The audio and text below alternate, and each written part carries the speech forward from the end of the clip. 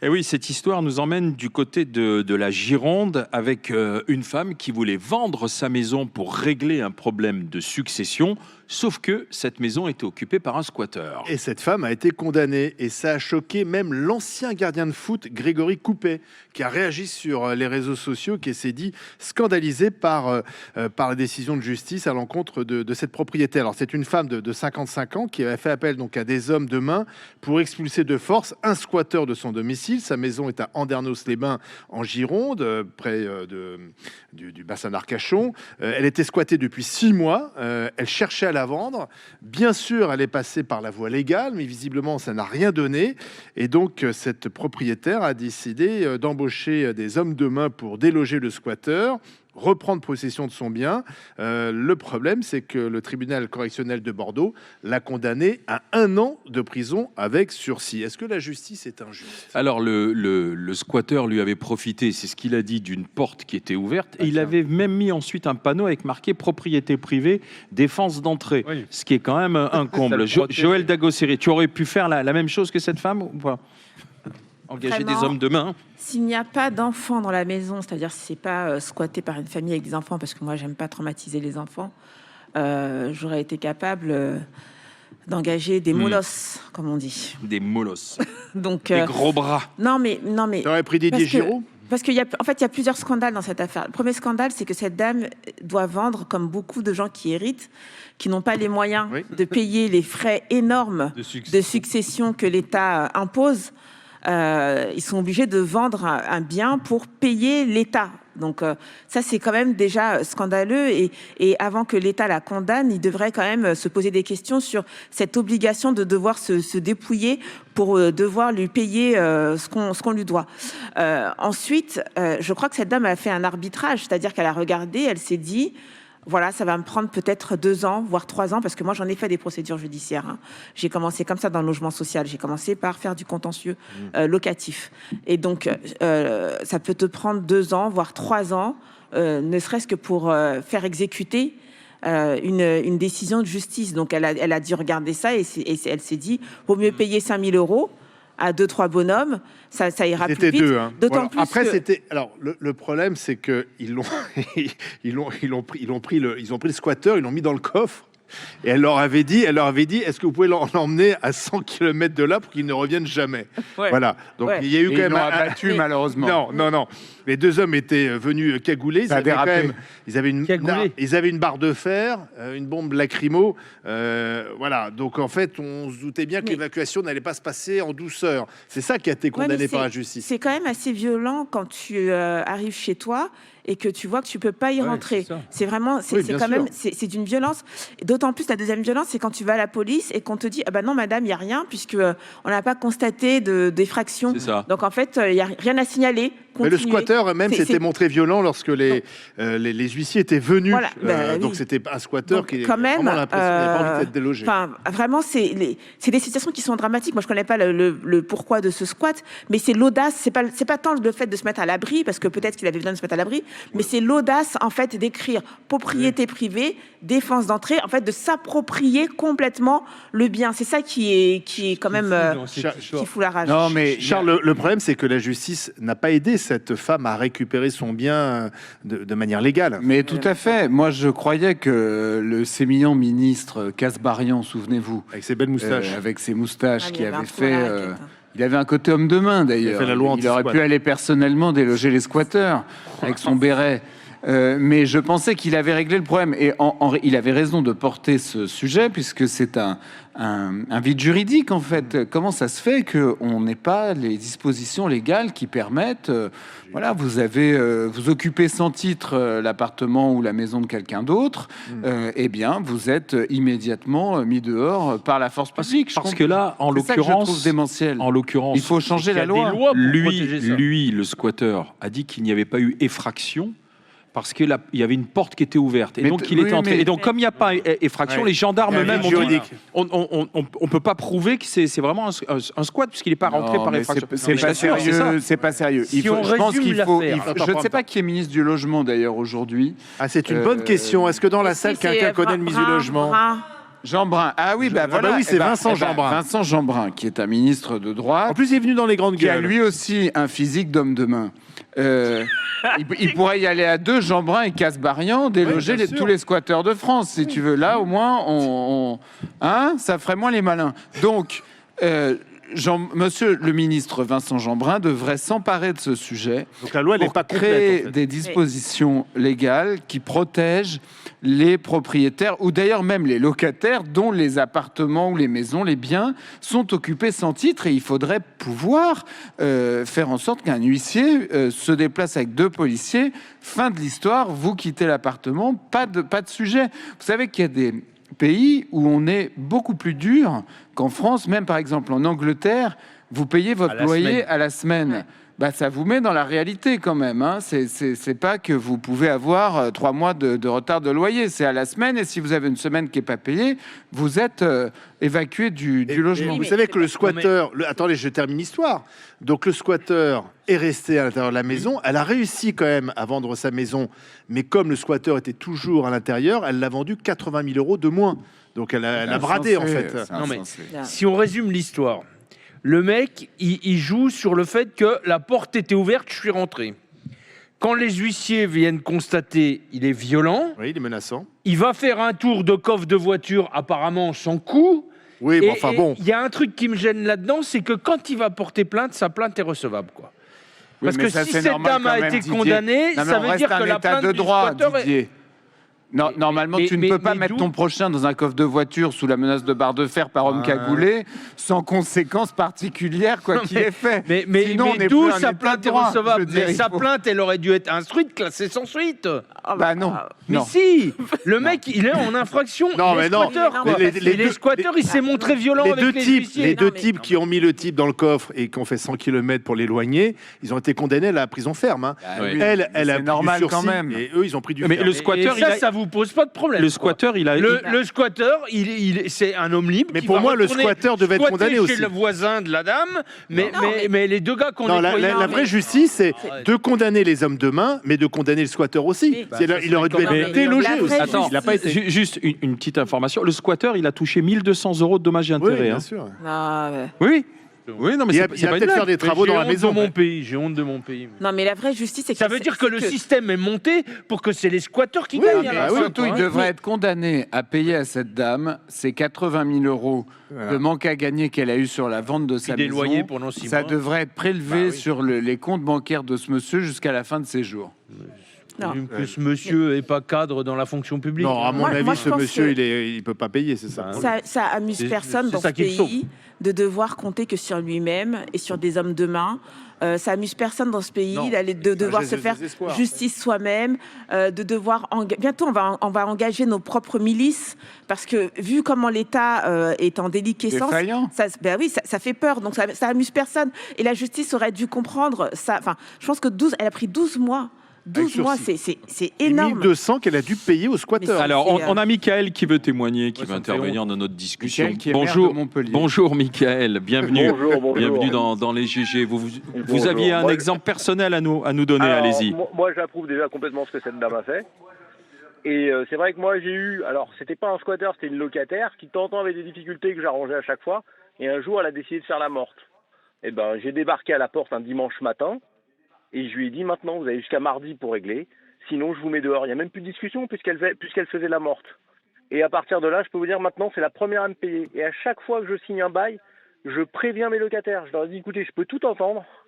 Mais si vous ne payez pas, si vous faites les morts, je déménage. Et je passe pas par la case justice, etc. Ça sert à rien. On perd trop de temps. Donc moi, je sais qu'au tribunal d'Evry... fait, c'est ça. Ah oui. De toute façon, il n'y a plus de solution. Entre la fiscalité et la justice, on n'y arrive plus. Donc, on se plaint qu'il n'y a plus de logement, mais on n'a rien pour nous aider. On n'a strictement rien pour nous aider. Donc, à partir de là, on se laisse plus faire. Et quand il y a des cas de squatteurs, il y avait une histoire une fois où tous les voisins s'étaient mobilisés. Bah, moi, j'aimerais qu'à chaque fois qu'il y ait des squatteurs, et moi, s'il y en a un dans le quartier, j'irais me mobiliser. On fait le blocus autour de la maison. Dès qu'il y en a un qui sort, il ne rentre plus. Et au bout de 3-4, une fois qu'ils ne peuvent plus aller acheter à manger quoi que ce soit, eh ben, ils sont dehors.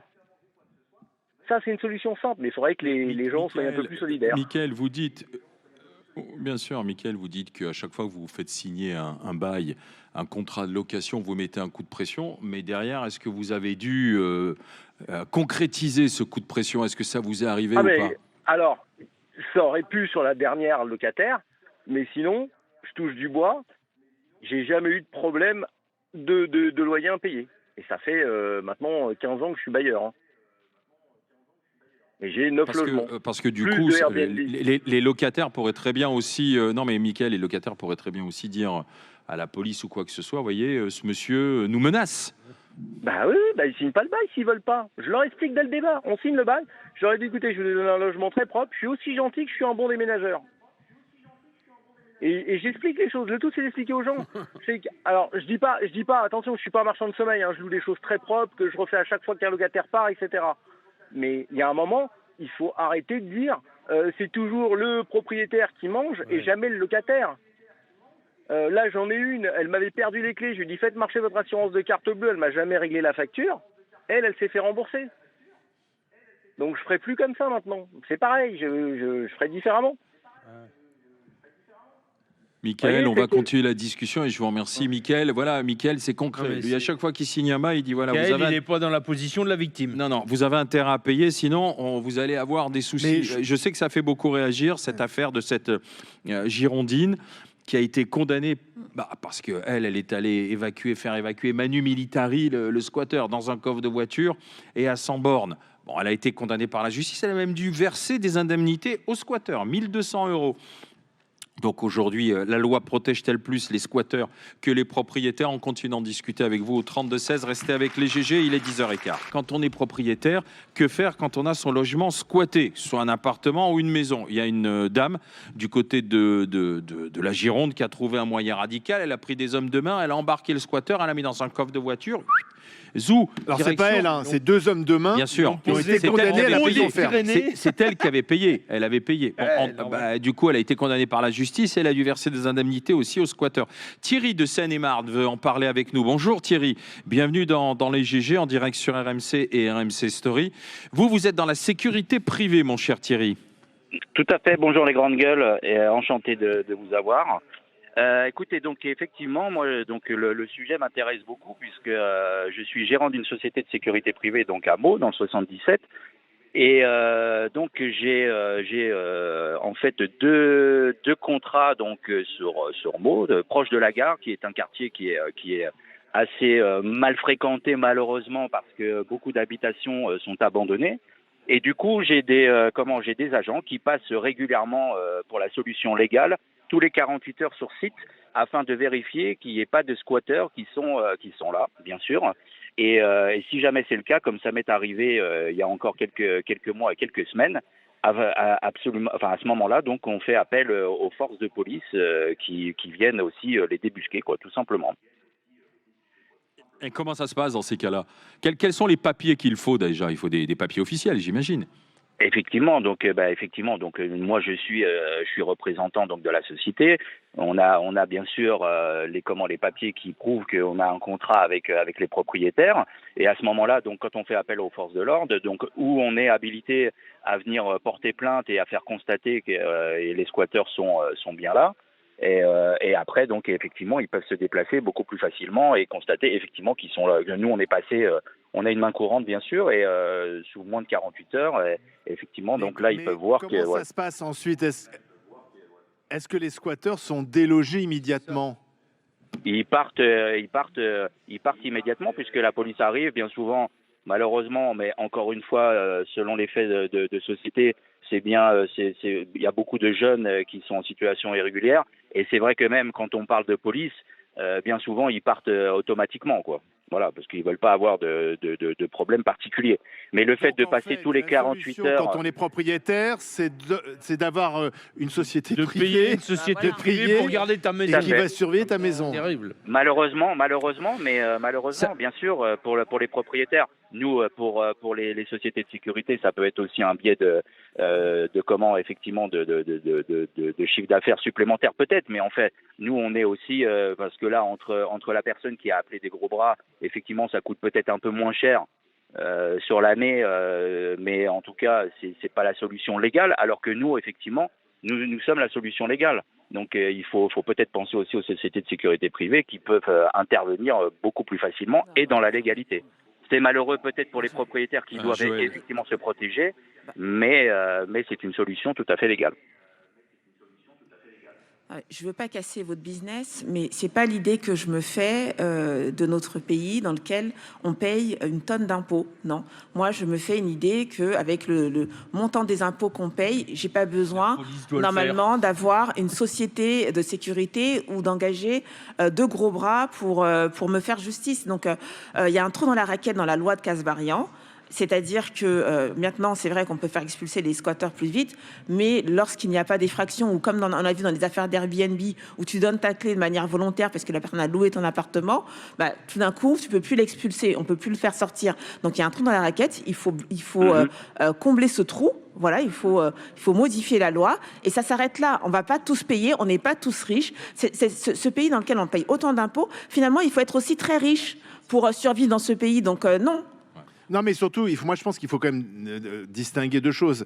Il y a les gens qui ont des accidents de vie et qui, à un moment donné, ne peuvent plus payer leur loyer. Et donc, on appelle ça aussi des squatteurs. Mais moi, je ferai la distinction avec des professionnels, des professionnels du squat qui repèrent les maisons vides, qui savent faire et qui ensuite profitent finalement des lacunes d'un système qui les protège pour être protégés. Moi, je pense qu'il faut quand même distinguer les deux. C'est pas la même chose. Oui, mais une personne qui est locataire et qui a des difficultés pour payer son loyer, c'est pas un squatteur. Un squatteur, c'est un terme juridique. C'est un terme juridique très précis. Là, cette personne-là, le locataire, il a un titre non, mais la loi anti-squat de Monsieur Kasbarian, c'était justement sur les personnes qui occupaient, les locataires qui deviennent des squatteurs. Voilà, qui deviennent des squatteurs, et c'était pour permettre aux propriétaires de récupérer plus rapidement son bien. Et moi, je distingue, et je pense que là où il y a un problème, c'est qu'effectivement, dans l'histoire d'Anderno, c'est des gens qui repèrent et qui se précipitent dans le logement non occupé et qui profitent effectivement d'une protection juridique pour rester le plus longtemps possible. On a Hakim qui veut réagir, et je remercie Thierry de nous avoir donné l'exemple de ce qui est devenu son business avec sa société privée. Hakim, bonjour. Bienvenue dans les GG. Vous vouliez réagir vous aussi avec des exemples personnels? Oui, alors moi je suis toujours propriétaire de 2 appartements et à l'époque tout se passait très bien avec mon locataire. Pendant 3 ans et demi, 4 ans, et au bout d'un moment, il a, on va dire, un peu appris le système et il s'est mis à arrêter de payer le loyer. Donc j'ai tout fait pour essayer d'arranger les choses. Ça n'a jamais, voilà, le dialogue. J'ai très vite compris que j'avais affaire un peu à une escroquerie, on va dire, et ça a duré quelques mois, entraînant des difficultés de paiement de charges de copro, etc. Et jusqu'au jour où j'ai craqué. Donc j'ai coupé l'eau dans un premier temps. 24 heures après, toujours pas de nouvelles, donc j'ai coupé l'électricité.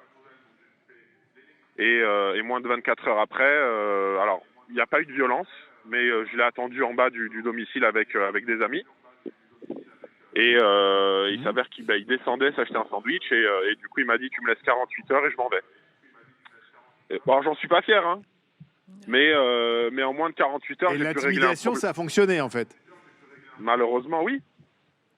Vous voyez. Donc là, il y a quelques mois, il y a un magistrat qui a pu déloger un squatteur dans un de ses logements en moins de 3 mois. Mais nous, moi, mes appartements, je les ai achetés en touchant 1 400 € par mois. J'étais resté chez ma mère. C'est un investissement en fait. Donc aujourd'hui, je gagne mieux ma vie. Et certes, lorsque vous avez fait appel à la police, ils peuvent rien faire.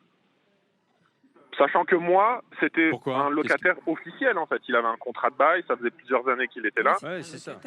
Et donc c'est un locataire qui devient squatteur. En fait. Mais il a arrêté de payer parce qu'il avait des soucis ou parce qu'il voulait plus vous payer juste pour vous emmerder, pardon. Pour vous la faire courte, voilà, moi j'ai un peu.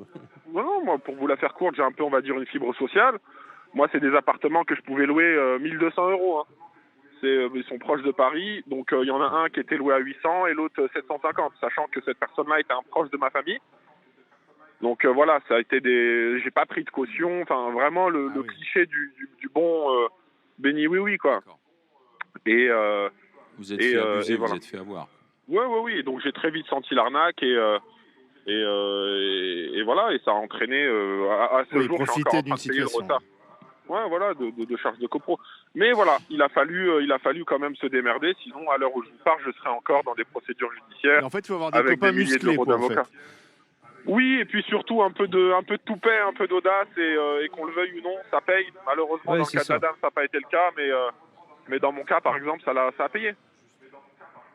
Mais je le recommande pas, attention. Souvent, ces gens-là, ils sont aussi culottés. Donc, quand on leur répond avec du culot... oui, mais si finalement l'intimidation n'avait pas fonctionné, vous auriez passé l'étape supplémentaire, c'est-à-dire peut-être même physiquement, intervenir physiquement, c'est ça l'emmener à l'autre bout de la France. Et on va regarder justement quel est votre sentiment par rapport à cette affaire. Et je remercie Hakim et Thierry tous les deux d'avoir témoigné, puisque condamné pour avoir voulu déloger ces squatteurs. Alors c'est vrai qu'elle a fait appel à des hommes de main, c'est vrai qu'il y a eu de la violence quand même, mais est-ce que vous trouvez ça juste ou injuste ? Alors, est-ce qu'on peut me dire c'est injuste justement pour cette femme d'avoir été condamnée, injuste à 93%, 93,5%.